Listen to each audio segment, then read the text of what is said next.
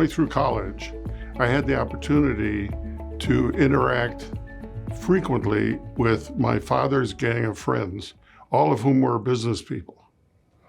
And they didn't mind one kid hanging around. So I was all ears. And I learned a lot about real estate and other things. My dad was in real estate for 55 years. So, and I learned about alternatives to that. And it was clear to me that if I was going to look for a career, it was going to be in real estate because I feel it was the last bastion of free enterprise. If you sell, you eat. And if you don't sell, you don't eat. I think that's very simple. My first 6 months with my father's company was all residential. It drove me nuts. There was so much emotion. Even sophisticated business people sort of lost their minds, their logic and reason when they were searching for a home. Those same people, if they were spending business money for business property or investing in businesses or stocks, or the emotion would be a fraction of that. And I wanted to be in a marketplace where people were thinking logically. It frustrated the heck out of me that the Realtors Association, the national realtors and the state realtors, their rules regarding what a board of realtors is was driven by county lines. And that meant that in a place like Metro Milwaukee, where probably 90% of the licensed agents are residential and a small number are commercial, if the commercial people considered joining the board of realtors, there was nothing there for them. So I lobbied the NAR and the WRA for probably 20 years. Get rid of the county lines.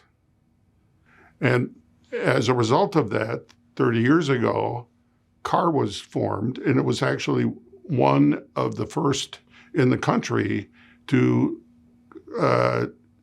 be a specialty board, and it's a board for the whole state of Wisconsin. It's got educational programs. It has events with keynote speakers. It has mentorship. It has leadership training. That's what the industry needed. Prior to there being a commercial association, the commercial real estate marketplace, at least in Metro Milwaukee, was full of enmity. And no firm liked another firm, and all the principals hated each other's guts, and there was little collaboration.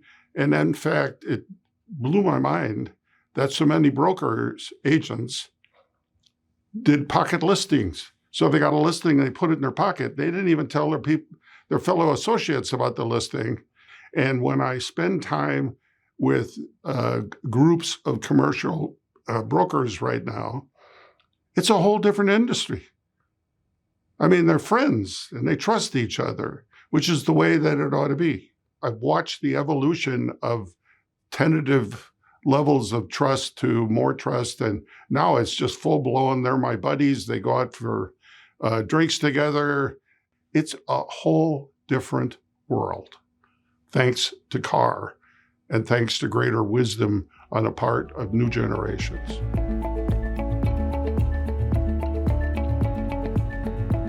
Real estate commercial real estate is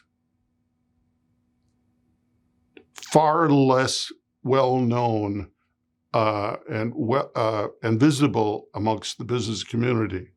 There's so much more to real estate than gets in the media, the business media. It can't even begin to compare to the stock market. Yet, one of the greatest sources of creating wealth in America, historically and continually to today, is real estate. And our industry need to do a better job of letting the world know about what an important aspect this is to the American economy. Be real. Be open. Be vulnerable.